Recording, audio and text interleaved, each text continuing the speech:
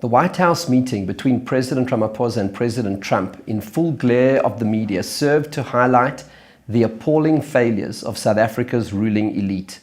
The moment when Mr. Trump played Julius Malema chanting "Kill the Boer" in a packed stadium was particularly devastating. Kill the Boer! The farmer! Shoot to kill! Gamaza!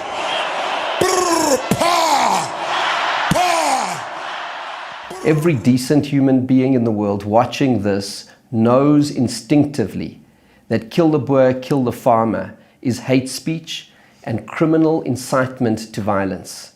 SRF polls show that the vast majority of South Africans, including ANC and EFF voters, regard it as hateful and wrong. Everyone knows it is wrong, except President Ramaphosa, who has never publicly condemned the chant as hate speech, not even in the Oval Office when he had every opportunity and motive to do so. Everyone knows it's wrong, except the judges of the Constitutional Court, who just a few weeks ago ruled unanimously that "kill the Boer, kill the farmer" is neither hate speech nor incitement to violence. They even dismissed the right of AfriForum to appeal the decision, saying it was inconceivable that another court could hold differently. This judgment casts a shadow on the integrity and legacy of the Constitutional Court and makes a mockery of their role as the guardians of human rights in South Africa. The judges should hang their heads in shame. President Trump was right to highlight the moral aberration of "Kill the Boer" chant and the horrific farm murders.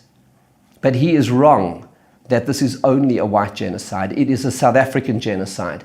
As the head of COSATU, Zingiswa Losi, pointed out in the moment, offering as defense of President Ramaphosa, but only to make the case more damning. There is no doubt about it that we are a violent nation. If you go into the rural areas where black majority are, you would see women, elderly, being raped, being killed, being murdered, and these are black elderly women that would be found throat slits, raped multiple times and all of that. And the problem in South Africa, it is not necessarily about race, but it is about crime. Every South African knows that she is right, that violent crime savages black and white alike. The numbers do not lie. In 2024, 26,232 people were murdered in South Africa. That means that just over 70 people were murdered every day. To put that into context, more people are murdered in a single year in South Africa, a country of 60 million, than in the combined populations of nearly 1 billion across the US, EU, UK, Australia, and New Zealand. The total death toll of those murdered in 30 years of ANC rule is 653,758. Think about that number. 650,000 people who have been murdered on the ANC's watch. The Talmud says, to destroy one life is to destroy a world. Every day, 70 worlds are destroyed. Every day, 70 South African lives are brutally cut short. 70 families condemned to a lifetime of unbearable grief and loss. It is very painful and disturbing to share these statistics, but the only path to a better future is by having the courage to be honest about the failings of the present, to have the courage to acknowledge that what is happening in South Africa is a genocide. It is not a white genocide, it is not a black genocide, it is a human genocide. Every South African knows this. Now, thanks to the spectacle in the White House, the world does too.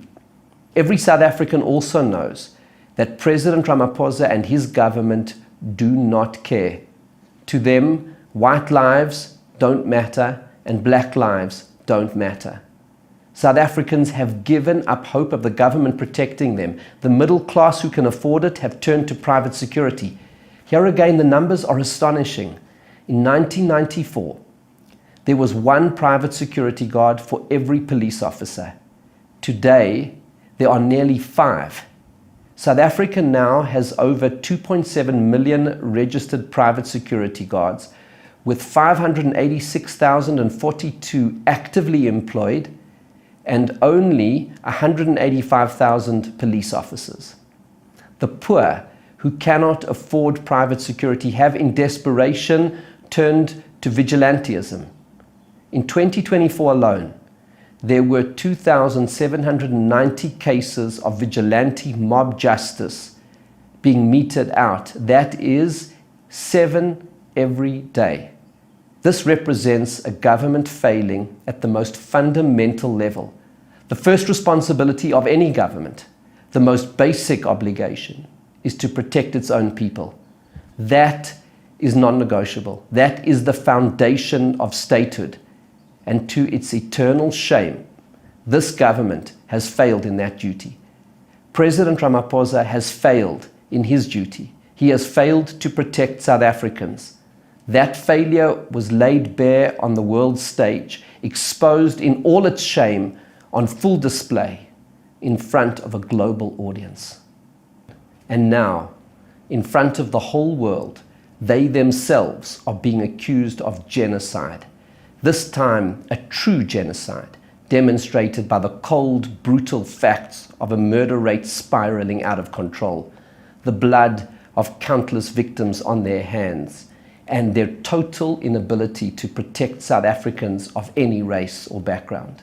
It felt like what our sages call mida keneged mida, measure for measure, a precise justice, a reckoning.